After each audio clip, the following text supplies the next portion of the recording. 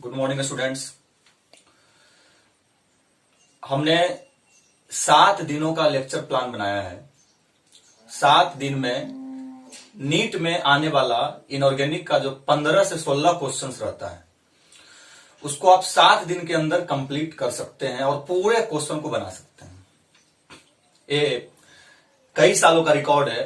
हमने ये सेशन हर साल देता हूं, लेकिन इस साल हमें ऑनलाइन देने का मौका मिला है। हर साल तो 8 या 9 दिन का रहता था, लेकिन इस बार थोड़ा समय कम होने के चलते 7 दिन में हो जाएगा कंप्लीट।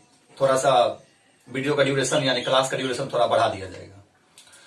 7 दिनों में आप 60 नंबर एकदम पूरे तरीके से ला सकते हैं, इसमें कोई शक नहीं है। तो आज हम स्टार्ट करने जा रहे हैं लेक्चर प्लान फर्स्ट, मतलब 7 दिन में 7 लेक्चर रहेगा हम लोग को। तो आज फर्स्ट डे का पहला दिन हम लोग देख रहे हैं।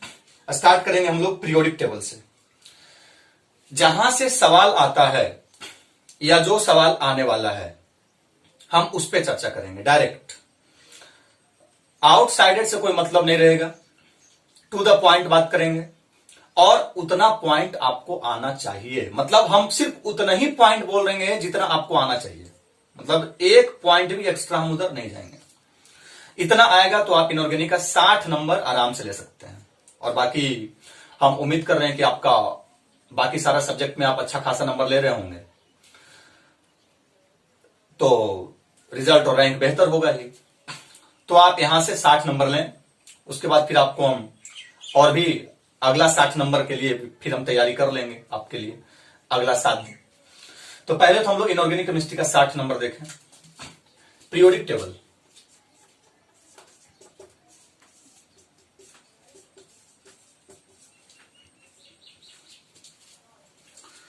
पीरियोडिक टेबल में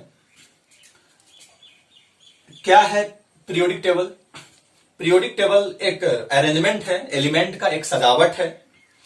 उस सजावट में इस चीज का ध्यान दिया गया है, इस चीज का ख्याल किया गया है कि एक ही लक्षण वाला, एक ही प्रॉपर्टी वाला सारा का सारा मेंबर्स को एक ग्रुप में डाल दिए, टीम बना दिया गया है। इंडियन टीम का भाई एक लक्षण है, सबको हिंदी आता है या सबको इंग्लिश समझ में आता है। ऑस्ट्रेलियन टीम, इंग्लैंड का टीम, मतलब इसी तरीके से जो भी है सारा अलग अलग टीम बना दिया गया है। तो इसमें कई सारे लोग अपना अपना योगदान दिए। सबसे पहले स्टार्टिंग में एकदम जो है लेबोजियर साहब शुरुआत किए। लेबोजियर साहब ने मेटल और नॉन मेटल में इसको बस जो है क्लासिफाई किया। उसके बाद डोवेर्नियर साहब आए, उसके बाद न्यूलैंड साहब आए, उसके बाद मेंडेलिव साहब आए, उसके बाद लूथर मेयर साहब आए, उन्होंने एक कर्व ड्रॉ किया। उसके बाद मोसले साहब आए। मोसले साहब आए और मोसले साहब के द्वारा दिया गया पीरियोडिक टेबल को हम लोग मॉडर्न पीरियोडिक टेबल बोलते हैं। और मोसले के बाद बोर साहब आए, नील्स बोर। उन्होंने मॉडर्न पीरियोडिक टेबल को एक लंबा सा रूप दिया, एक विस्तार दिया, एक नया सा ट्रिक दिया और भी आसान कर दिया, ये कह सकते हैं। तो पहले के जितने भी लोग थे एलिमेंट को सजाए हैं एटॉमिक मास के आधार पे, उसके एटॉमिक मास के आधार पे एलिमेंट को अरेंज किए हैं। लेकिन जब से मोसले साहब आए हैं, मोसले साहब ने एलिमेंट्स को एटॉमिक नंबर के आधार पे अरेंज किए हैं। एटॉमिक नंबर के आधार पे जब अरेंज किए मोसले साहब, तो उनका स्टेटमेंट क्या था? मोसलेज पीरियोडिक टेबल। इससे पहले का पीरियोडिक टेबल जो लोग बनाए हैं वहां से सवाल आता नहीं है, लेकिन हमने आपको नाम बता दिया कि फलना फलना फलना लोग इस तरीके से योगदान दिए हैं। मोसले पीटी से हम लोग को सवाल आता है। मोसले का कहना है कि किसी भी एलिमेंट का जो प्रॉपर्टी है, जो गुण है, वह एटॉमिक नंबर के बदलने से वो रेगुलर चेंज हो रहा है। मतलब हम अगर एटॉमिक नंबर को रेगुलर बदलें, 1 से उठावें और रेगुलर बदलते जा रहे हैं 2, 3, 4, 5, 6, तो इसका प्रॉपर्टी में रेगुलर वेरिएशन हो रहा है। मान के चलिए कि ऊंचाई हल्का हल्का बढ़ रहा है, रेगुलर बढ़ रहा है ऊंचाई। फिर किसी पॉइंट पे जाके ऊंचाई फिक्स हो गया, फिर नया सिरे से स्टार्ट होगा, फिर ऊंचाई लगातार बढ़ रहा है। इसी तरीके से इन्होंने देखा कि under root nu is directly to atomic number. Atomic number a nu है, ए न्यू मतलब एलिमेंट पे इन्होंने एक्सरे लाइट भेजा। एक्सरे लाइट भेजने के बाद जो रिटर्न हुआ, रिटर्न लाइट का जो फ्रीक्वेंसी है उसी फ्रीक्वेंसी से चेक किया गया प्रॉपर्टी, क्योंकि प्रॉपर्टी लाइट वगैरह से चेक करना आसान होता है, अदरवाइज असंभव है। ऐसे जैसे लाइट वगैरह से एक्सरे हो जाता है, लाइट वगैरह से अल्ट्रासाउंड हो जाता है तो आसान हो जाता है डॉक्टर लोग को, ऐसे थोड़ा अनुमान लगाना बहुत मुश्किल होता है। तो ये लाइट किसी चीज को एकदम माइन्यूटली एटॉमिक लेवल पे, एकदम छोटा सा छोटा लेवल पे जाके डिस्क्राइब करता है। तो under root nu is directly to Z, या इसको आप ऐसे भी कर सकते हैं, अंडर रूट न्यू बराबर ए इंटू जेड माइनस बी, ये रहेगा, ये रहा ए इंटू जेड माइनस बी। ठीक, ये रहा इसका इक्वेशन। इसका ग्राफ जब आप देखेंगे जहां पे ए और बी कांस्टेंट है, ए और बी कांस्टेंट है, यह कांस्टेंट कैसे आया? जब इन्होंने लाइट भेजे तो जो लाइट रिटर्न आ रहा था उसके सरफेस से टकरा के, तो सरफेस पे जाने के बाद कुछ एनर्जी इलेक्ट्रॉन ले लिया, आउटरमोस्ट इलेक्ट्रॉन। आउटरमोस्ट इलेक्ट्रॉन जब एनर्जी लिया उसके बाद वहां से एनर्जी कम होके आ रहा था। तो कम होके आ रहा था तो किस अमाउंट से कम हो रहा था, उसी में कांस्टेंट एक ड्राइव हुआ है आपको ए और बी। इसका एक्सप्लेनेशन का जरूरत नहीं है, अंडर रूट न्यू और आप अगर जेड का ग्राफ ड्रॉ करेंगे तो सीधे स्ट्रेट लाइन आएगा। स्ट्रेट लाइन आएगा लेकिन ओरिजिन से पास नहीं करेगा, क्योंकि किसी का एटॉमिक नंबर 0 थोड़े होता है। तो 0 जब नहीं होता है तो हम स्ट्रेट लाइन यहां से स्टार्ट नहीं करेंगे, ओरिजिन से स्टार्ट करेंगे थोड़ा सा आगे से, क्योंकि एटॉमिक नंबर 1 से होता है स्टार्ट। 1 ले लिया है, एटॉमिक नंबर 1 से चलेगा। और जैसे जैसे आप चलेंगे वैसे वैसे ग्राफ रेगुलरली इंक्रीज करेगा, क्योंकि डायरेक्टली होता है। कुछ समय पे जाके ग्राफ रुक जाएगा, फिर से नया ग्राफ स्टार्ट होगा, फिर बढ़ेगा। इस तरीके से पैरेलल ग्राफ ड्रॉ होते रहेगा। इस तरीके से ग्राफ जो है बढ़ते जाएगा, इस तरीके से पैरेलल ग्राफ। एक इंटरवल के बाद नया ग्राफ स्टार्ट होगा, वो भी स्ट्रेट लाइन होगा, फिर नया ग्राफ स्टार्ट होगा, इस तरीके से, लेकिन ग्राफ स्ट्रेट लाइन होगा। ठीक है, ये मोस्ले का है।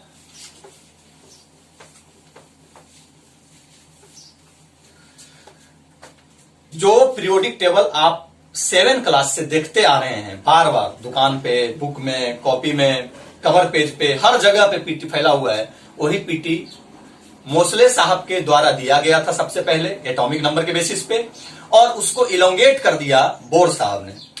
तो उस लंबा सा पीरियोडिक टेबल में हमको हर प्रॉपर्टी पढ़ने में सहूलियत होता है। तो आप जान रहे हैं कि उस लॉन्ग फॉर्म ऑफ पीटी में हम थोड़ा बात कर दें। Long form of periodic table, periodic table का लॉन्ग फॉर्म, उसमें हम पीरियोडिक टेबल यहां नहीं बनाने जा रहे हैं।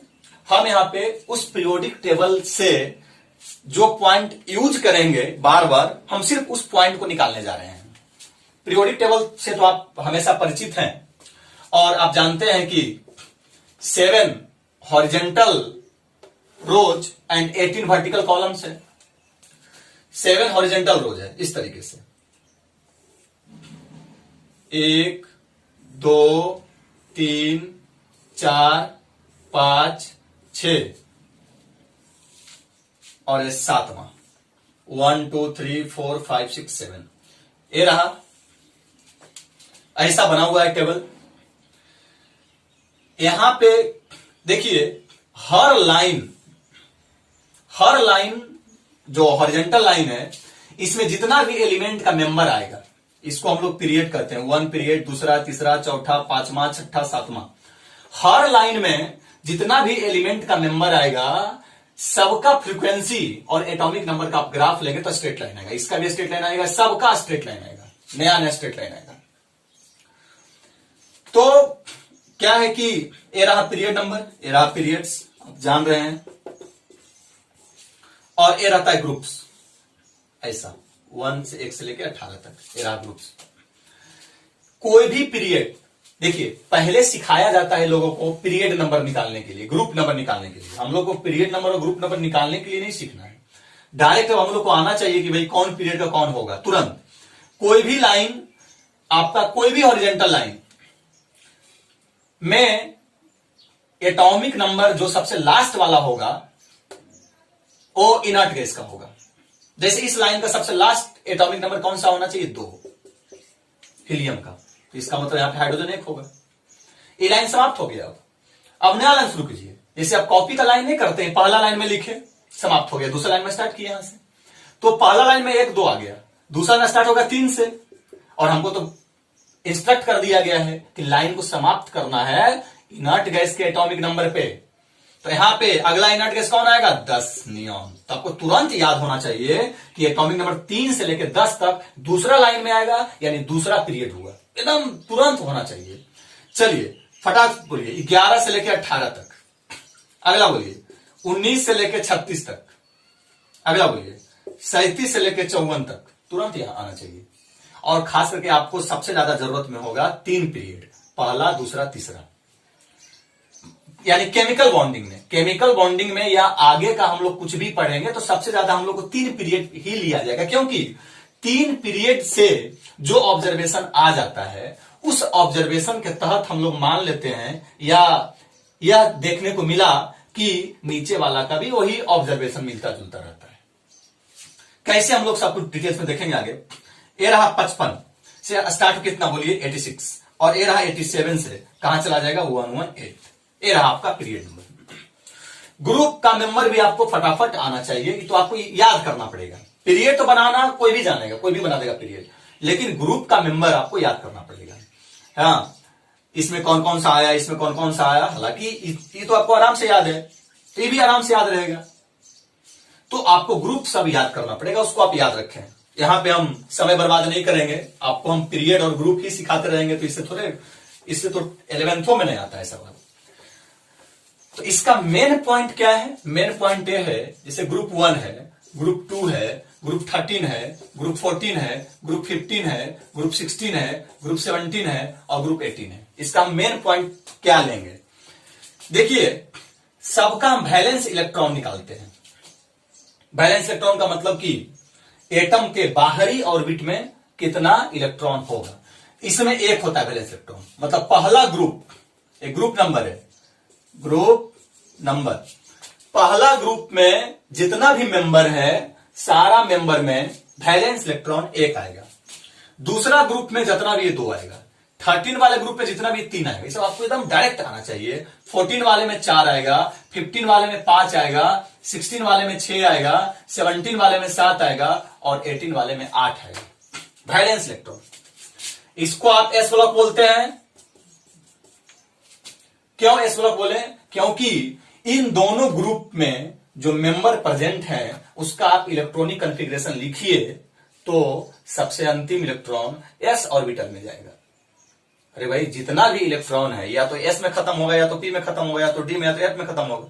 तो आप लिख के देखें, इसका इलेक्ट्रॉन खत्म होगा एस ऑर्बिटल में। अब वो एस किसी का भी हो सकता है। उसी तरीके से इसको बोलते हैं पी ब्लॉक।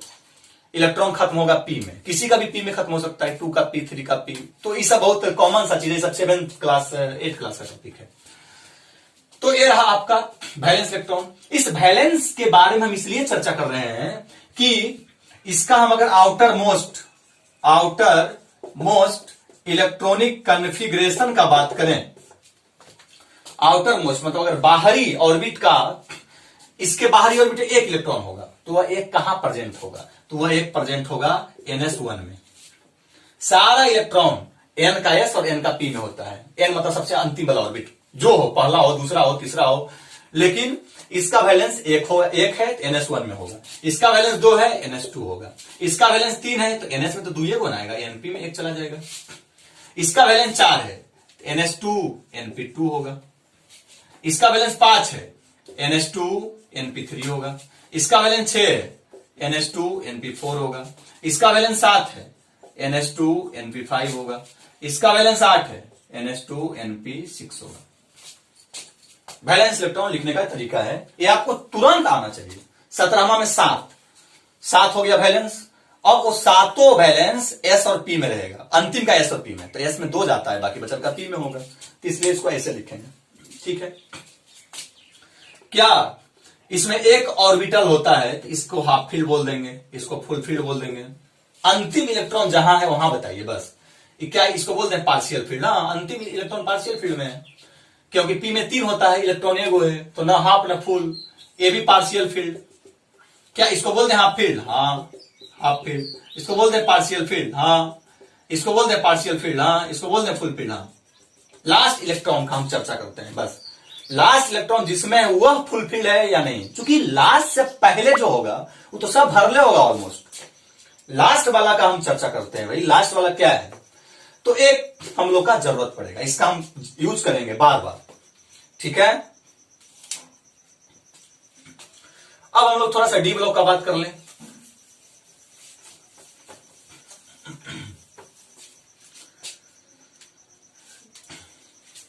ग्रुप 3 से लेके 3, 4, 5 dot dot dot dot dot 11 और 12, ये सारा का सारा डी ब्लॉक है।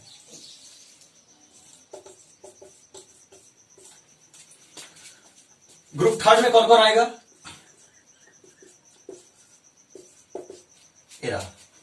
एटॉमिक नंबर 21, 39, 57 और 89। ठीक, इसका देखिए, इसमें इसका ग्रुप नंबर 3 है, इसका जो इलेक्ट्रॉनिक कॉन्फ़िगरेशन होगा वो होगा NH2 N-1D1 बाहर में। तो कहिएगा इसमें P तो नहीं आया, अरे भाई S भरने के बाद अगर अंदर का D खाली है तो D में जाएगा इलेक्ट्रॉन। तो कहिएगा कि आप इस P वाले में, इधर P ब्लॉक वाले में क्यों नहीं बोले ऐसा, तुम लिख के देखो। P ब्लॉक वाले में क्या हो रहा होगा कि पहले S भरा, अगर अंदर का D होगा तो D भर चुका होगा और उसके बाद P में जाता होगा इलेक्ट्रॉन। तो हम उसका चर्चा नहीं किए, तुम सीधे लिख के देखो उतना ही मिलेगा। लेकिन आप अगर डी ब्लॉक का बात करेंगे तो चूंकि इलेक्ट्रॉन खत्म तो होगा डी पे, तो ऑब्वियस सी बात है लास्ट वाला आपको डी में दिखाना पड़ेगा। उसमें हम लास्ट वाला डी क्यों नहीं दिखाए, क्योंकि डी तो भर चुका होगा, खत्म तो हो रहा है पी पे जाके, और बैलेंस में तो जुड़ता है एस वाला और पी वाला। तो इसीलिए हम लोग इस तरीके से इसको डी में दिखाएंगे। जैसे इसका स्कैंडियम का 21 हो गया, तो ग्रुप 4 में टाइटेनियम होगा 22। एटॉमिक नंबर के इंक्रीजमेंट, एटॉमिक नंबर के रेगुलर इंक्रीमेंट में तो हम लोग अरेंज करते हैं। तो इसका अगर 21 हुआ तो इसका 22 नहीं होगा, इसका 23 नहीं होगा, इसका 30 नहीं होगा। देखो जाके 21 से 30 तक हो गया 3D सीरीज। 3D क्यों बोले, क्योंकि इसका अंतिम इलेक्ट्रॉन 3 का डी में समाप्त होगा। तो लिख के देखो, तो बताओ इसका, हाँ कुछ एक्सेप्शन भी हो सकता है, उस एक्सेप्शन पे हम आगे चर्चा करेंगे।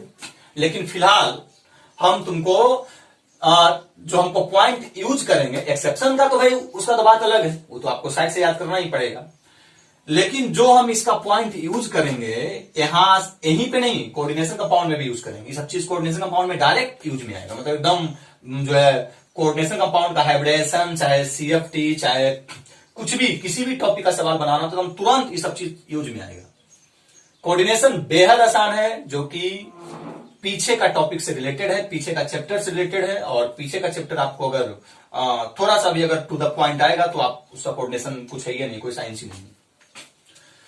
इसका देखिए तो क्या हो जाएगा, यह आता है NS में और बचा हुआ ई जाता है D में, तो इसका क्या हो जाएगा NH2 N-1, यहां छोड़िए, यहां नहीं लिखते, यहां लिख रहे हैं NH2 N-1D2।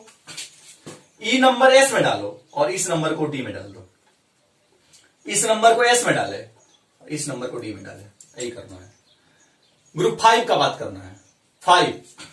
तो ग्रुप 5 का पहला मेंबर कौन आएगा, और अच्छा ग्रुप 3 का पहला मेंबर कौन होगा, कैसे याद रखेंगे, एटॉमिक नंबर आगे 2 लिखे और बाद में कितना लिखें कि दोनों जोड़ के 3 आ जाए। देखिए 1 लिख दिए, 21 आ गया, 3 आ गया, 22 ले लिए, 4 आ गया, यहाँ क्या ले लेंगे 23 ले लेंगे तो 5 आ जाएगा।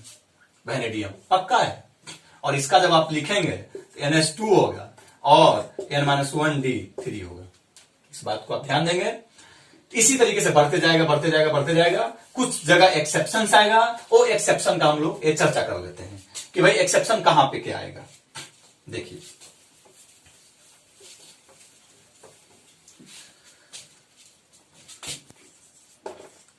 ग्रुप थर्ड में स्कैंडियम, याट्रियम, लैंथेनम और एक्टिनियम है। ये संतामन होता है। यह अपने अंदर में मतलब यह बचाव कर रहा है। इसका फैमिली है, 14 एलिमेंट को यह अपने अंदर में छिपाए हुए है। 14 एलिमेंट कहां से? सीरियम 58 से लेके 71 लुटीशियम तक पूरा छिपाए हुए हैं। और ये 89 वाला भी 14 को छिपाए हुए। टोटल 14 एलिमेंट्स है, 14 एलिमेंट यह भी छिपाए हुए हैं। ये 90 से थोरियम 90 से लेके कहां तक? लॉरेंसियम 103 तक। ये भी 14 एलिमेंट छिपाए हुए हैं।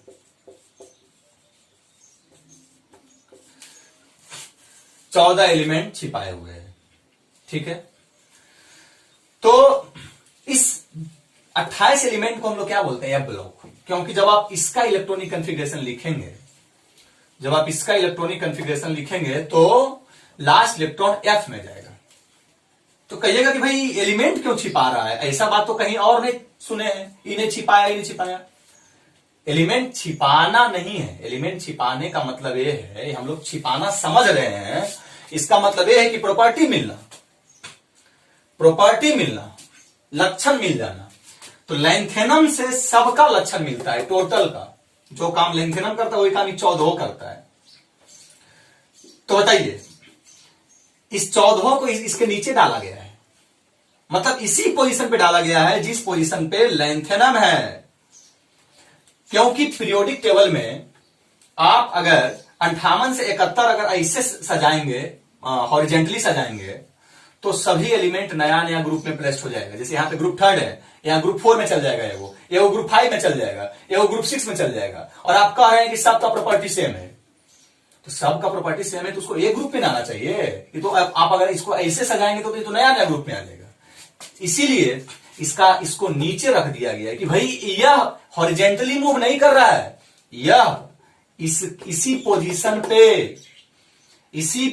पे प्लेस्ड है ये वाला। लेकिन हम क्या करें, तो इसके